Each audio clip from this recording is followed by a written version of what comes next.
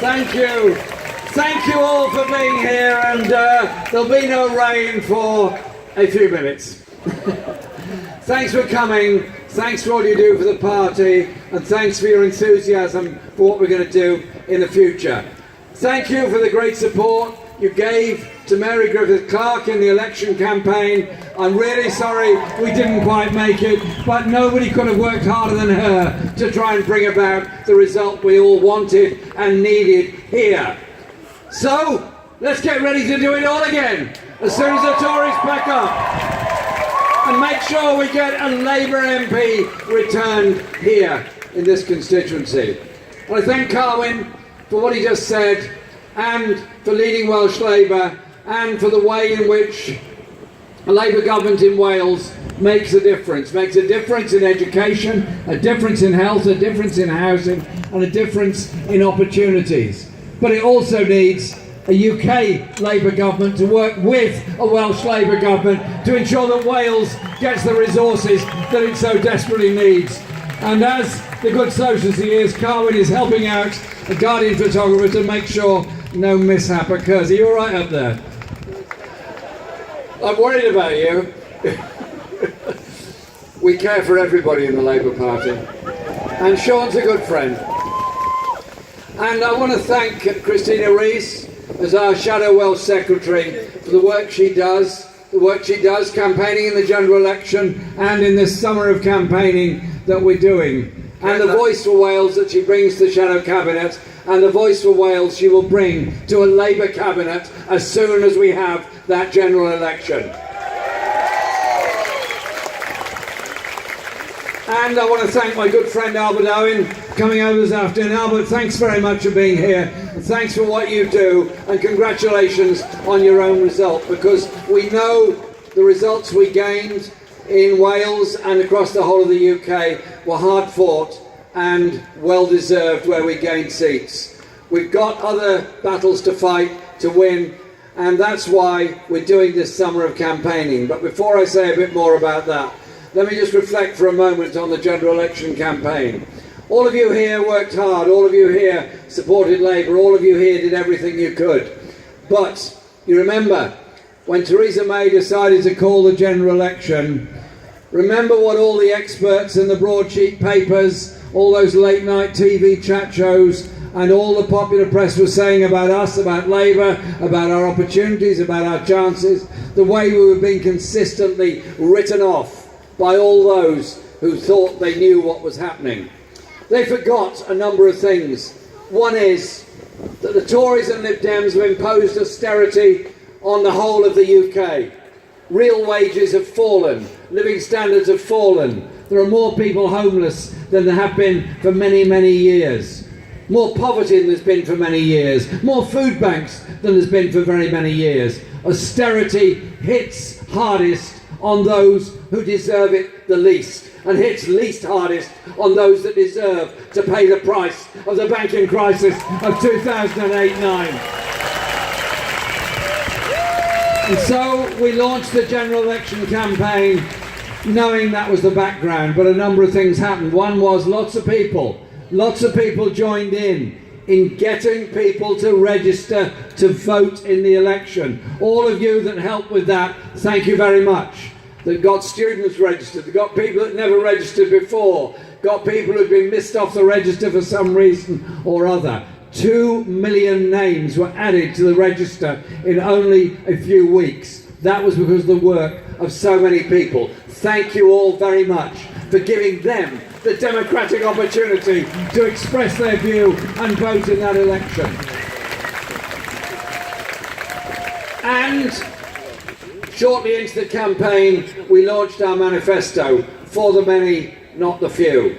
I'm very proud of that book, very proud of that document, I'm very proud of the work that went into it. It was written in only 2 weeks, because that's all the time we had to do it. And it changed the whole debate.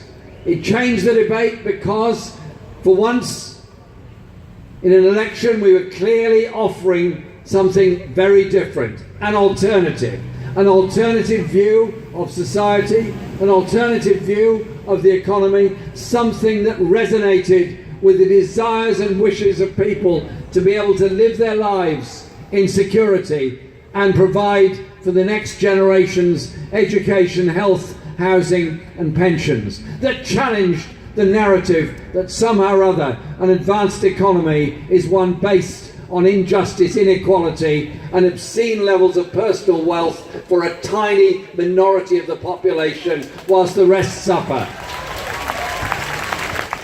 So in challenging that, we put forward something very, very different. And we did our campaign in 2 parts. One was by bypassing a lot of what the printed media was saying about us. We used social media. You all, I'm sure, use social media at some times. So I want to say a big thank you to all those late night cyber warriors that hit your keyboards. You'd finished the day leafleting, you'd done your canvassing, and then you went home, you missed out the pub, and went home and hit your keyboards, or used your phones in order to challenge argument and challenge debate. I followed a lot of those debates. Very interesting, absolutely fascinating. And that then spilt over into a narrative of popular debate. Buses, clubs, trains, everywhere. People were talking about the issues in the election. The one thing the Tories didn't want was a popular discussion and popular debate, which is presumably why the Prime Minister felt unable to attend a debate with everybody else. Strange way of approaching an election where you're not prepared to have a debate. Quite odd, actually. We did something, well, no, don't be personal politics, it's all right. There was noises off just now. What we did, though, was took the campaign out all over the country. We did 100 events in the election campaign. We did bigger and bigger meetings and rallies, and we did lots of smaller meetings and discussions. They happened all over the country. And on the last day of the election, we had that mammoth 6 rallies from Scotland to Wales to London, including a wonderful one on the beach nearby that day. Some of you, I'm sure, were there that day. We mobilised so many people. And in the result of the election, we put on 3 million votes for Labour, biggest increase in the vote for the Labour Party than at any time since 1945. And that was an achievement for all of us, uniting together to try and achieve something different in our society. We didn't quite win the election, that I fully acknowledge. I fully understand we didn't quite win the election. And I'm very sorry about that. And we gave the Tories an opportunity straight after the election to atone for some of their sins. There's a lot of time needed to atone for all their sins, but for some of them. During the campaign, they were weeping crocodile tears about the plight of public sector workers, about hospital workers, about doctors, about paramedics, about firefighters, about just about everybody. And we thought we'd give them an opportunity to do something practical. It's all very well praising firefighters and paramedics who did such wonderful work after the bombing in Manchester, after the attack on London Bridge, after Grenfell Tower, after the attack in my own constituency in Finsbury Park. It's all very well praising them then. But freezing their pay, making health workers accept a 14% pay cut, underfunding our public services, underfunding fire services, particularly in England, then what is the answer? They had the chance to lift the public sector pay cap and allow the unions to negotiate freely with the employers on wages and conditions. They and the DUP voted it down in Parliament. We will take the issue back. And we will keep on challenging them on this, because fundamentally the problems are of underfunding, low pay and poverty in modern Britain. And so we will keep up that battle.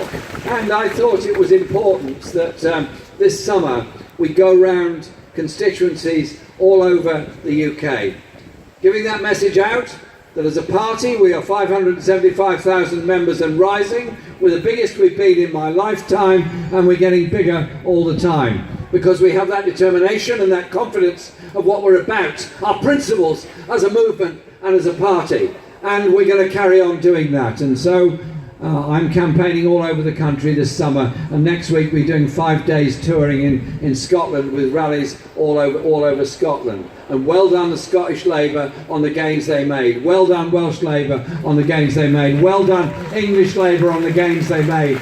We have a lot to be proud of that election result. But, and it's the issues we now have to face, the economic questions facing this country are many, are complex, and are very important. First of all, in the negotiations with the European Union have to be that we gain tariff-free trade access to the European market in order to protect jobs. We respect the result of the referendum, but we're absolutely determined to maintain jobs and maintain a sensible, serious trade relationship with Europe, and the rights of EU nationals to remain here and be joined by families here, and that we do not set up what the Tories have threatened to do, some kind of bargain basement, tax haven, Panama style on the shores of Europe. We have a different vision for this country and a different view of the way the world will be in the future. But it also means that we have to do a lot about economic issues in Britain. We don't invest enough. We've allowed manufacturing industry across the whole of the UK to decline. There has not been enough public investment compared particularly to Germany or to France or many other countries. Instead, there has to be an investment-led strategy, which is why John McDonnell and his team put forward the plans for a national investment bank that would be an investment bank all over the UK, working with the Welsh Government on a Welsh investment bank that would be there to support the development of new jobs, new industries and sustainable economics all over the country. It's a Labour government that intervenes to support industry that is so necessary and so wanted.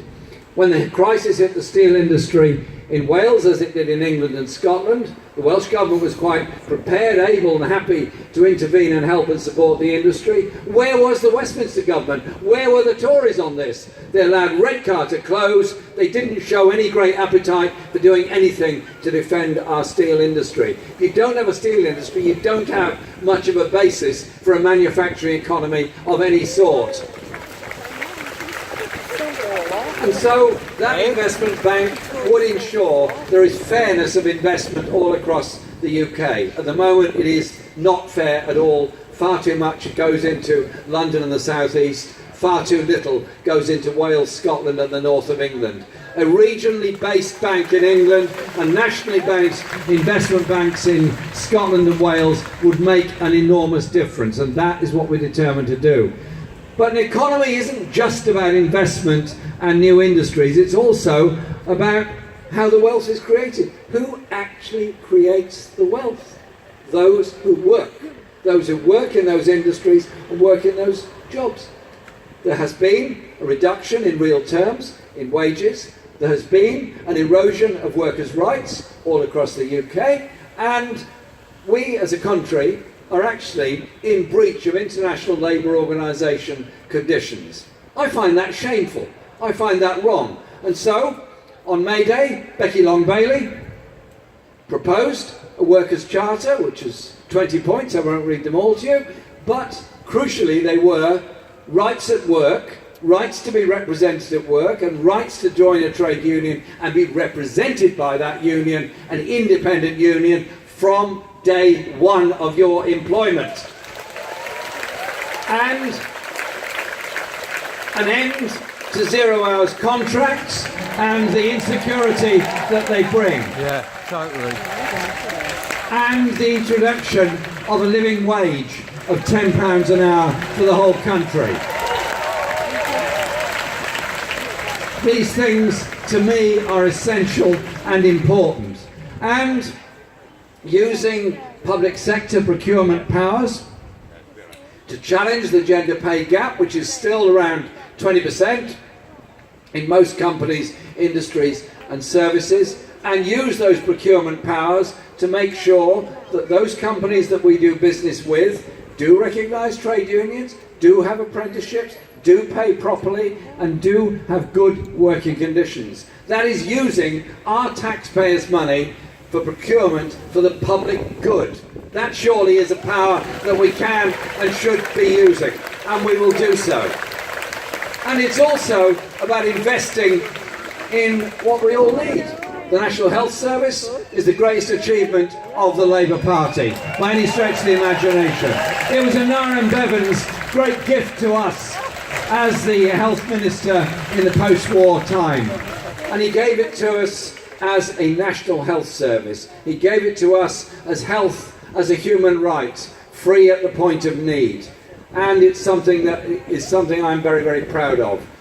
Every child that's born is given an NHS number at the time of birth, free healthcare for the rest of their lives. But unfortunately, the pressures of this government are to privatise health, particularly in England, to allow the private sector to get more and more involved in the NHS, and even allow companies to take over NHS contracts that themselves siphon off their profits to tax havens somewhere else around the world. I'm sorry, something doesn't ring right here to me. We pay our taxes to get a health service here, and I want to see that apply in England as well as what we're trying to achieve here in Wales. But it's also about other aspects of healthcare. The mental health crisis that's facing all of us in this country. A quarter of us are going to have some kind of mental health crisis, deep depression, or in need of help during our lifetime. We can't ignore it. We can't wish it away. We can look at the causes, but we can also look at the social attitudes, the stigma that's too often attached to mental health, and in that stigma, and support those people that need our help and support during the times of a crisis that they are facing. Because that is what we're about as a party and as a movement. And the other area is, of course, the social care crisis. Across England, there's 1 million people waiting for social care needs. We need proper funding in Wales and Scotland to ensure that social care needs are met. We need the principle of a national social care service that ensures that social care is available. If it's not, two things happen. One is people who should not be in hospital remain in hospital too long, therefore they're occupying a bed that somebody else needs, therefore they're open to hospital-acquired infections because they're there. And secondly, if the care is not available outside of hospital, somebody has to give up work, give up what they're doing in order to care for them. And it's nearly always women who lose their jobs and lose their careers in order to care for those who need that help and support. So it is about empowerment of people, and certainly in the election campaign the Tories made a right hash of that. We would put money straight into the social care system to deal with those issues. But it's also about all the other aspects of people's lives, and aspects of education. I want all children to be able to get to and have access to, for 30 hours a week, nurseries and preschool facilities together, growing up together, understanding each other together. They're therefore likely to do much better in primary school and fund our primary schools and secondary schools properly. And for those going on to college or adult education or university, again, the Welsh Government doing everything it can to ensure that everyone gets the chance to go to college or university. The Tories have their way. Fees would not be capped at £9,000 a year. They'd go up and up and up, deterring the next generation from going on to college or university. Somebody said to me, well, this idea really is very expensive. Yes, it is. I accept that, and I accept that we're prepared to tax the very wealthiest and biggest corporations in order to pay for it. But it's also about ideas and aspirations. Aspirations for all of us to achieve things together, because that is what the Labour Party is about. communities coming together, being strong together and achieving things together. And that's what we put forward in the election campaign, and that's what had that incredible resonance. Those terrible events that happened, I mentioned Manchester, I mentioned London, mentioned what happened in my own area, and the awful event that happened in Barcelona, and those that have sadly been killed in Barcelona. Those people that committed those atrocities did so in order to promote division within our communities, to promote racism, to promote Islamophobia, to promote discrimination against minorities within our society. There is only one answer to what those people have done, and the only answer is one that the people of Barcelona showed on the streets of their great city last night, what the people of Manchester showed in Albert Square straight after the atrocity in Manchester. Come together as communities in strength and recognise diversity is our strength, and we oppose those people for what they are, what they say and what they do.